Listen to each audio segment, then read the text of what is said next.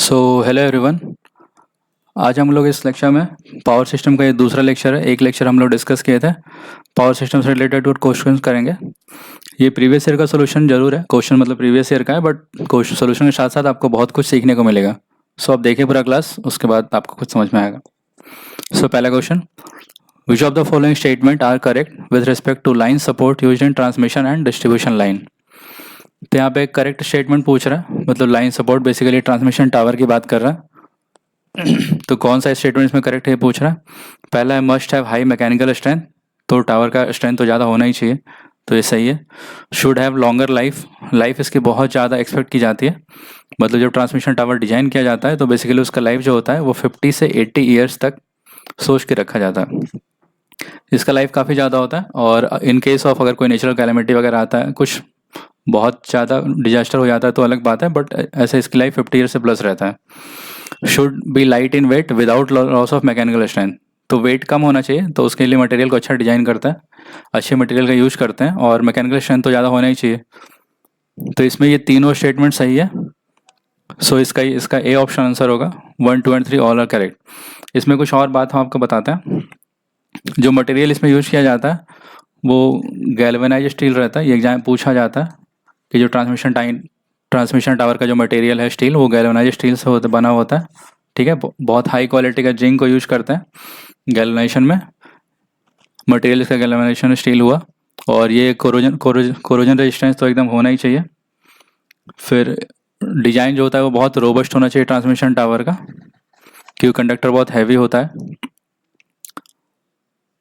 फिर मतलब mechanical strength इतना अच्छा होना चाहिए कि वेट ऑफ द कंडक्टर और जो इंसुलेटर है उसको बहुत अच्छे से मैनेज कर सके, और जब विंड आए या फिर हैवी लोड के कंडीशन में, तो सबको ये कंडीशन किसी भी कंडीशन में मतलब एकदम स्ट्रेट होना चाहिए, थोड़ा सा भी बेंड नहीं होना चाहिए। तो इसके केस में ये तीनों ऑप्शन ही सही है। अगला question, for the transmission of same power DC line requires more copper than AC line. AC line requires more copper than a DC line. Both AC as well as DC line need same copper. ठीक है, तो जब same power को transmit करना है तो basically जैसे कि ट्रांसमिशन का जब 3 फेज ट्रांसमिशन हम लोग AC केस में ट्रांसमिट करते हैं, तो इसमें 3 वायर का यूज किया जाता है। ट्रांसमिशन में 3 वायर यूज होता है, और जब हम लोग डिस्ट्रीब्यूशन केस पढ़ते हैं तो वहाँ पे 3 फेज 4 वायर यूज होता है। ठीक है, जब DC होगा, जैसे हाई वोल्टेज DC ट्रांसमिशन में लोग पावर को ट्रांसमिट करते हैं, तो वहाँ पे 2 कंडक्टर का यूज किया जाता है। तो यहाँ पे कंडक्टर ज़्यादा है, तो यहाँ पे ज़्यादा मतलब ज़्यादा कॉपर का यूज किया जाएगा। मोर कॉपर इज रिक्वायर्ड, क्योंकि सेम पावर ट्रांसमिट करने के लिए यहाँ पे 3 फेज में 3 वायर का यूज किया जाता है, और यहाँ पे 2 वायर का यूज होता है। ऐसा होता है इसलिए। तो ठीक है, पहले तो ये देख लेते हैं। For the transmission of same power AC line require more copper than DC line, right. तो इसका आंसर यहाँ पे ये होगा। AC के केस में इफेक्टिव जो रेजिस्टेंस होता है, ट्रांसमिशन का इफेक्टिव जो रेजिस्टेंस होता है AC के केस में, वो ज़्यादा होता है DC से। ठीक है, तो लॉस का वैल्यू भी ज़्यादा होगा, तो सेम पावर ट्रांसमिट करने के लिए ज़्यादा कंडक्टर यहाँ पे यूज करना पड़ता है। और सिंस AC के केस में कैपेसिटेंस होता है, ठीक है, no capacitance in case of DC, no capacitance. AC के केस में सिंस कैपेसिटेंस रहता है, तो उसकी वजह से यहाँ पे चार्जिंग करंट भी फ्लो होता है ट्रांसमिशन लाइन में, तो चार्जिंग करंट की वजह से फिर ट्रांसमिशन में चार्जिंग करंट की वजह से फिर लॉस भी होता है। तो ये सारा रीजन है कि हमें ज़्यादा कंडक्टर का यूज करना पड़ता है, so that same power flow हो, क्योंकि यहाँ पे लॉस ज़्यादा है, तो उसको रिकवर करने के लिए ज़्यादा कंडक्टर चाहिए, ज़्यादा सेम पावर को ट्रांसमिट करने के लिए। तो इसका आंसर है AC line require more copper than DC line. ठीक है, अगला question, in a 3 phase 4 wire cable the cross sectional area of the neutral conductor is equal to phase conductor, more than phase conductor, half the phase conductor. Suppose 3 phase cable है, तो उसमें 3 phase wire होगा R/B, right, और एक suppose neutral है। तो neutral में जो करंट कैरिंग कैपेसिटी को हमेशा रखते हैं, वो उसमें वैल्यू कम होता है। ठीक है, यहाँ पे आपसे cross sectional area of the neutral conductor पूछा जा रहा है, तो जो करंट का वैल्यू होता है ना, वो V/R है, ये हर जगह वैलिड है। रेजिस्टेंस का वैल्यू क्या होता है, ρL/A, तो V/ρL/A I इक्वल टू, इसको सिंप्लीफाई करेंगे तो VA/ρ×L। करंट का वैल्यू जितना ज़्यादा होगा तो ज़्यादा एरिया चाहिए अपने को। ठीक है, वोल्टेज कांस्टेंट है, लेंथ ऑफ द वायर और कांस्टेंट रखा गया, रेशियो तो किसी भी मटेरियल का वो कांस्टेंट होता है। तो यहाँ पे पूछा गया है the cross sectional area of the neutral conductor. तो न्यूट्रल कंडक्टर में जो फेज कंडक्टर होगा उससे वैल्यू जो होगा कम होगा, करंट का वैल्यू कम होगा न्यूट्रल कंडक्टर में, तो यहाँ पे एरिया भी कम होगा।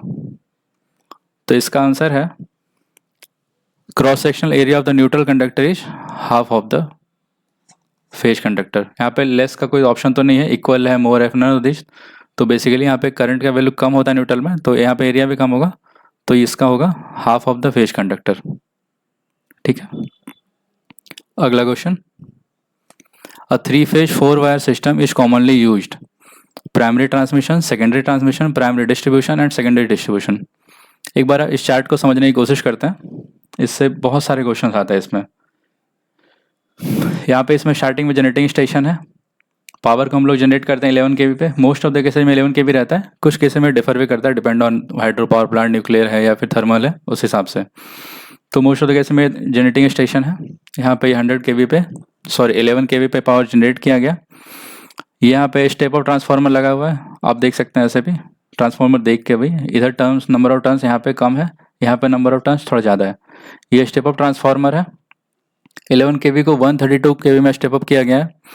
जो हमारा EHV ट्रांसमिशन लाइन है, ये बेसिकली या तो 132 kV, 220 kV, 400 kV, 765 kV भी कहीं कहीं होता है। तो 11 kV को इस वोल्टेज पर स्टेप अप किया गया है, और ये जो पावर ट्रांसमिट हो रहा है इस लाइन से, ये प्राइमरी ट्रांसमिशन है। इस वोल्टेज पे जो पावर को ट्रांसमिट किया जा रहा है, ये पावर प्राइमरी ट्रांसमिशन है। उसके बाद यहाँ पे ये हुआ स्टेप डाउन ट्रांसफार्मर, ये जो ट्रांसफार्मर है ये स्टेप डाउन, आप देख भी सकते हैं, इधर नंबर ऑफ टर्न ज़्यादा है, इधर कम है। स्टेप डाउन ट्रांसफार्मर ये जहाँ पे लगा होता है, ये रिसीविंग स्टेशन इसको बोलते हैं। यहाँ पे पावर जनरेट हुआ और यहाँ पे रिसीव हो रहा है, राइट। तो यहाँ पे रिसीविंग स्टेशन है, 132 kV या 220 यहाँ पे जो भी होगा उसको स्टेप डाउन करेंगे 33 kV या फिर 66 kV में, ये हुआ रिसीविंग स्टेशन। उसके बाद जो कंडक्टर फ्लो, जहाँ से पावर फ्लो कर रहा है, उसको बोलेंगे सेकेंडरी ट्रांसमिशन। ये पहले प्राइमरी ट्रांसमिशन हुआ और ये भी सेकेंडरी ट्रांसमिशन हुआ। फिर यहाँ पे ये जो यहाँ पे 33 kV या फिर 66 kV इसमें फ्लो करेगा, 33 kV या फिर 66 kV, ठीक है। फिर 33 kV और 66 kV कुछ भी है, उसको फिर से 11 kV में हम लोग स्टेप डाउन करेंगे। ये बेसिकली सब स्टेशन है, इससे जो स्टेप डाउन करेंगे तो ये हुआ प्राइमरी डिस्ट्रीब्यूशन। जो बहुत बड़े इंडस्ट्री होता है जहाँ पे पावर का बहुत ज़्यादा रिक्वायरमेंट है, तो वो डायरेक्ट इसी सब स्टेशन से लाइन ले लेते हैं पावर। तो ये देखें यहाँ पे इंडस्ट्रियल कंज्यूमर को यहाँ से डायरेक्ट सप्लाई दिया जाता है, जिनका एनर्जी कंजम्पशन बहुत ज़्यादा है। ये फिर यहाँ पे जो लाइन है, ये 11 kV का लाइन है, ये हुआ प्राइमरी डिस्ट्रीब्यूशन। फिर 11 वो जो सिटी के अंदर जो आप देखते होंगे लाइन जो रहता है वो 11 kV रहता है। फिर उसके बाद जो डिस्ट्रीब्यूशन ट्रांसफार्मर है, जो हमारे घर के आसपास ट्रांसफार्मर लगा हुआ है, उसमें 11 kV से 415 पर स्टेप डाउन करते हैं, ये स्टेप डाउन ट्रांसफार्मर। तो जो हमारे घर के आसपास जो वायर आता है वो हुआ सेकेंडरी डिस्ट्रीब्यूशन। उसके बाद हम लोग वहाँ पर रहते हैं, वो 415 kV 415 वोल्ट रहता है। वहाँ से फिर 3 फेज या फिर सिंगल फेज कंज्यूमर जैसा जिसको रिक्वायरमेंट है उस हिसाब से पावर लेते हैं, 415 वोल्ट या फिर सिंगल फेज लेना है तो 230 वोल्ट, ठीक है। पावर जो भी ट्रांसमिट होता है, सपोज जो ट्रांसमिशन लाइन है उसमें हमेशा 3 फेज 3 वायर होगा, ठीक है। आप ट्रांसमिशन टावर पे कभी कभी देखेंगे कि 4 वायर रहता है, तो जो फोर्थ वायर है वो अर्थ वायर होता है। फोर्थ वायर जो है ट्रांसमिशन टावर की हम बात कर रहे हैं, ये डिस्ट्रीब्यूशन लाइन में नहीं रहता, वो अर्थ वायर रहता है। वो लाइटनिंग वगैरह से प्रोटेक्ट करने के लिए, या फिर इसका और भी यूज है, ये फिर कभी डिस्कस करेंगे।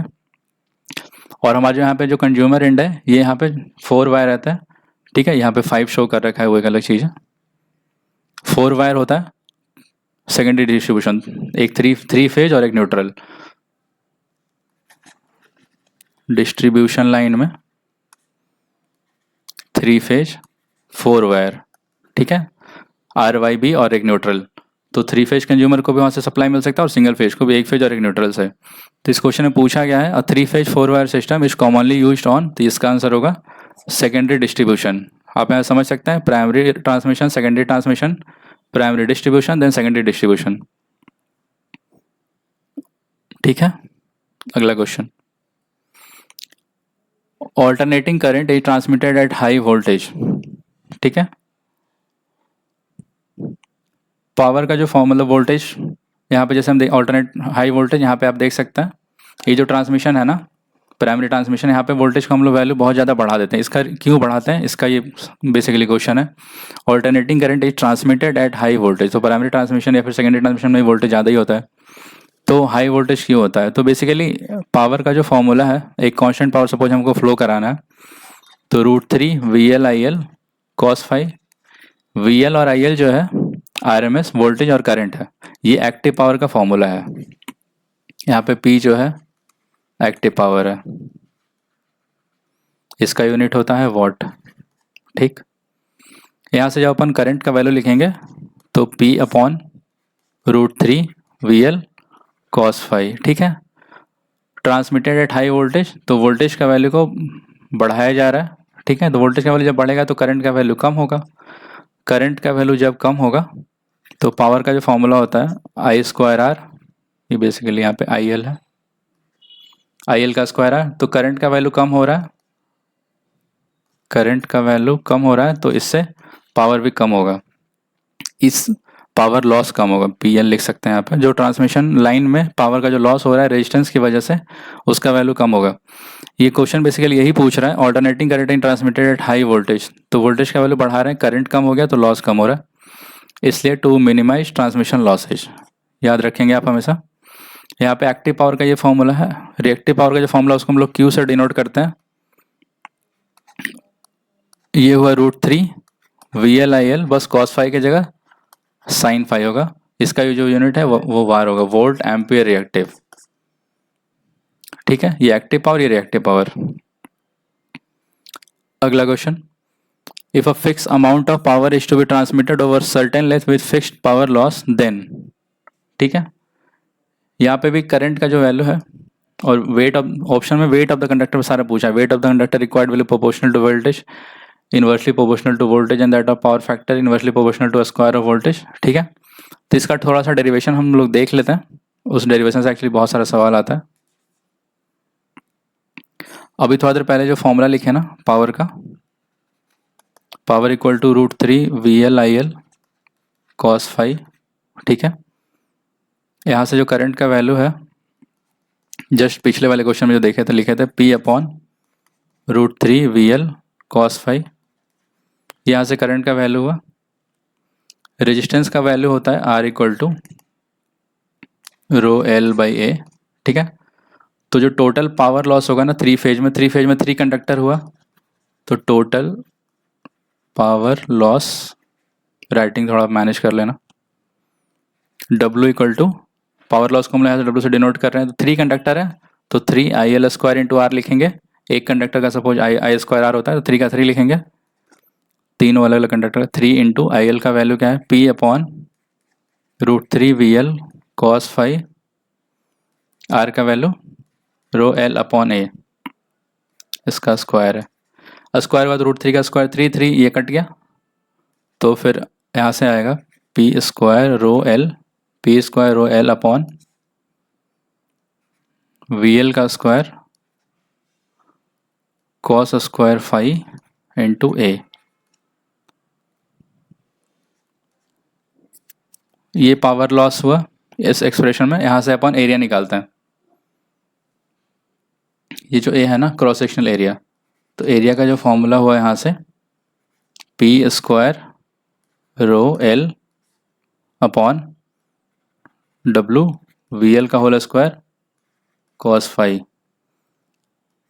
ये एक्सप्रेशन से काफ़ी क्वेश्चन आता रहता है, मतलब वेट ऑफ द कंडक्टर या फिर cross sectional area of the conductor, इस टाइप का क्वेश्चन यहाँ से बार बार आता है। कभी वोल्टेज को वैरी करेगा, कभी पावर का वैरी करेगा, मतलब कभी पावर फैक्टर से रिलेशन पूछा जाता है, तो ठीक है।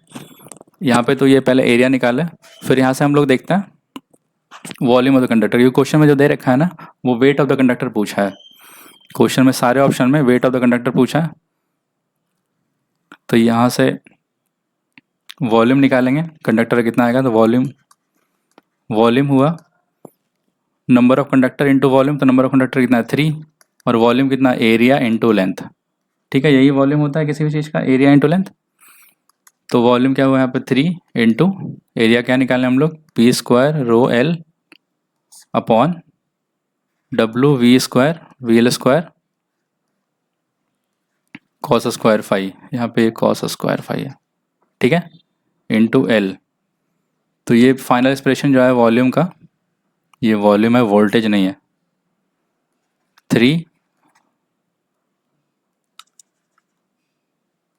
3 P square rho L upon W V L square cos square phi L square हो गया है, ठीक है। ये वॉल्यूम का फाइनल एक्सप्रेशन हुआ। तो आप देख सकते हैं इस ऑप्शन में ये जो वॉल्यूम या फिर वेट ऑफ द कंडक्टर है, वॉल्यूम जितना होगा उसी हिसाब से वेट होगा, वोल्टेज के इन्वर्सली प्रोपोर्शनल का स्क्वायर है और पावर फैक्टर का भी, ठीक है। तो इसका कौन सा ऑप्शन है यहाँ पे, weight of the conductor will be inversely proportional square of voltage and that of the power factor of the load. तो इसका आंसर सी है, ठीक है। फर्स्ट ऑप्शन में प्रोपोर्शनल टू वोल्टेज गलत है, नीचे है voltage, inversely proportional to voltage ये भी गलत है, inversely proportional to square of the voltage and power factor ये देख सकते हैं आप यहाँ पे, वॉल्यूम का भी वोल्टेज का स्क्वायर है, लाइन वोल्टेज का स्क्वायर है और पावर फैक्टर का भी स्क्वायर है। तो इसका ये आंसर होगा सी। ये जो एक्सप्रेशन है इसका पूरा डेरिवेशन आप ध्यान रख सकते हैं, ये सारा वैल्यू से कभी वेरिएशन रहता है वोल्टेज में, कभी पावर फैक्टर में, कौन सा इंक्रीज हो रहा है कौन डिक्रीज कर रहा है, इस पे क्वेश्चंस आता रहता है बहुत सारा। अगला question, what are the advantage of DC transmission over AC transmission system. DC system is economical for long line, ये सही है। जब लेंथ का वैल्यू बहुत ज़्यादा होता है, एक थ्रेशोल्ड लेंथ से ज़्यादा अगर होता है ट्रांसमिशन लाइन का लंबाई, तो इसको फिर कभी अच्छे से डिस्कस करेंगे। तो वहाँ पे HVDC ज़्यादा इकोनॉमिकल रहता है extra high voltage AC transmission से। तो DC transmission is economical for long line, ये सही है। There is no skin effect in DC system, ये भी सही है। Corona limits are negligible for DC circuit as compare to AC circuit, ये भी सही है। तो व्हाट आर द एडवांटेज पूछा गया, तो इसमें all of the above answer होगा। स्किन इफेक्ट बेसिकली जैसे जैसे फ्रीक्वेंसी का वैल्यू बढ़ता है तो स्किन इफेक्ट का वैल्यू बढ़ जाता है। स्किन इफेक्ट जो होता है डायरेक्टली प्रोपोर्शनल टू फ्रीक्वेंसी रहता है। 50 हर्ट्ज पे स्किन इफेक्ट बहुत कम रहता है, नेग्लिजिबल रहता है, या थोड़ा सा कह सकते हैं। बट फिर 50 हर्ट्ज से जैसे जैसे वैल्यू आगे बढ़ेगा तो इफेक्टिव रेजिस्टेंस का वैल्यू बढ़ जाता है और स्किन इफेक्ट का वैल्यू बढ़ेगा। बट डीसी सिस्टम में तो कोई फ्रीक्वेंसी होता नहीं है, तो फ्रीक्वेंसी 0 है डीसी सिस्टम का, तो यहाँ पे स्किन इफेक्ट नहीं होगा। कोरोना लॉस का भी जब हम बात करते हैं तो पूरा फॉर्मूला नहीं, बट डायरेक्ट नॉर्मल हम लोग डायरेक्टली प्रोपोर्शनल टू F+25 मानते हैं। फ्रीक्वेंसी का वैल्यू नेग्लिजिबल है डीसी के केस में, तो इसलिए कोरोना लॉस इसमें भी नहीं होगा। तो डीसी सर्किट में और एसी सर्किट में क्या होता है, पावर लॉस एसी सर्किट में कोरोना लॉस जो होता है ये 50+25 हो जाएगा, और फ्रीक्वेंसी अगर और बढ़ गया तो और ज़्यादा हो जाएगा। तो कोरोना लॉस डीसी सर्किट में नेग्लिजिबल हुआ, स्किन इफेक्ट नहीं होता है इसमें, प्रॉक्सिमिटी इफेक्ट भी नहीं होता, और ये भी लॉन्ग लाइन में ज़्यादा इकोनॉमिकल है। तो इसमें सारा आंसर सही है। डीसी लाइन का जो ट्रांसमिशन है इसका कुछ और जो एडवांटेज है, एक तो फ्यूअर कंडक्टर, क्योंकि इसमें 2 कंडक्टर में उतना पावर ट्रांसमिशन हो जाता है, वहाँ पे 3 फेज में 3 यूज करते हैं। स्किन इफेक्ट नहीं होगा, प्रॉक्सिमिटी इफेक्ट नहीं होगा, no skin effect, proximity effect, ठीक है। कोरोना लॉस भी बहुत नहीं के बराबर होगा, और इंडक्टेंस नहीं होता है, कैपेसिटेंस नहीं होता है डीसी केस में, तो इसी वजह से भी लॉस जो है वो नेग्लिजिबल रहता है। ये सारा एडवांटेज है। In AC transmission system the load current, अभी थोड़ा देर पहले हम लोग डिस्कस किए थे, पावर का जो फॉर्मूला होगा √3 VL/IL cos phi। तो जो IL का वैल्यू है यहाँ पे देखिए, लोड करंट पूछा गया है, power upon √3 VL cos phi। इन करंट क्या है, करंट जो है पावर से इन्वर्सली प्रोपोर्शनल है, IL inversely proportional 1/cos phi है, तो inversely proportional to power factor.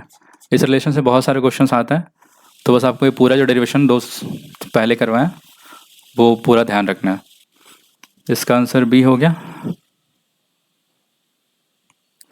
With respect to DC transmission system select the incorrect statement, ठीक है।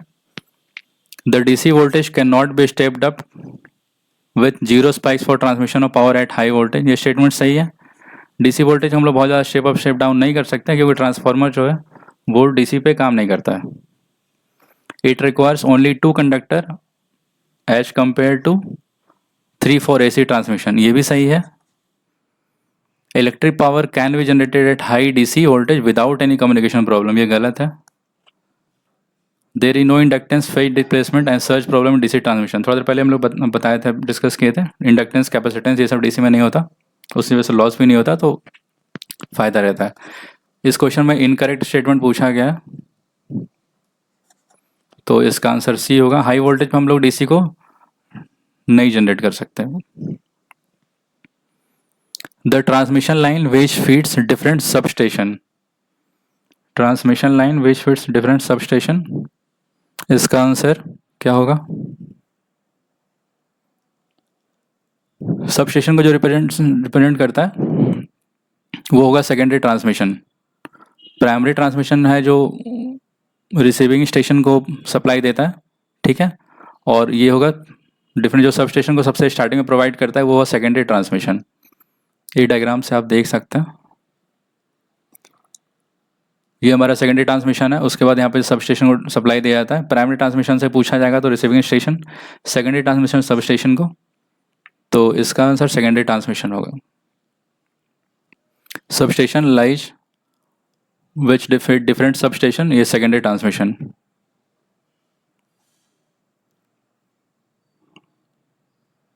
Choose the incorrect statement with respect to DC transmission system. Incorrect पूछा गया। The potential stress on the insulation is less in case of DC system that in case of an AC system for the same working voltage, सही है। Since इसमें inductance resistance कुछ नहीं value होता है, तो पोटेंशियल स्ट्रेस जो होगा वो डीसी सिस्टम में कम ही रहता है। Electric power can be generated high voltage for a DC transmission system, ये गलत है। There is no skin effect in transmission system in DC, ये सही है, थोड़ा देर पहले बताया था। स्कैन इफेक्ट और प्रॉक्सिमिटी इफेक्ट डीसी में नहीं होगा। It has less corona loss and reduce interference, since corona loss का वैल्यू जो होता है F+25, फ्रीक्वेंसी नेग्लिजिबल, तो कोरोना लॉस डीसी सिस्टम में नहीं होगा, तो कोरोना लॉस, ये भी स्टेटमेंट सही है। ये पूछा गया है electric incorrect statement, electric power can be generated high DC, ये नहीं कर सकते। हाई डीसी पे इलेक्ट्रिक पावर को जनरेट नहीं कर सकते। अगर ये कर रहे होते तो खैर बहुत अच्छी बात होती, बट ये पॉसिबल नहीं है। विच of the following system is used in secondary transmission of electric power, वहाँ पे जो पूरा डायग्राम डिस्कस किया था, तो सेकेंडरी ट्रांसमिशन में पहले तो होता है 3 फेज 4 वायर, ठीक है, नहीं सॉरी, ट्रांसमिशन है। ट्रांसमिशन में हमेशा 3 फेज 3 वायर होगा, तो ये जो 4 वायर वाला ऑप्शन है ये तो गलत हो गया, ठीक है। और ये है सेकेंडरी ट्रांसमिशन। प्राइमरी ट्रांसमिशन रहता है तो उसमें 132 kV 110 kV लेते हैं, लेकिन ये सेकेंडरी ट्रांसमिशन है तो ये 33 kV होगा।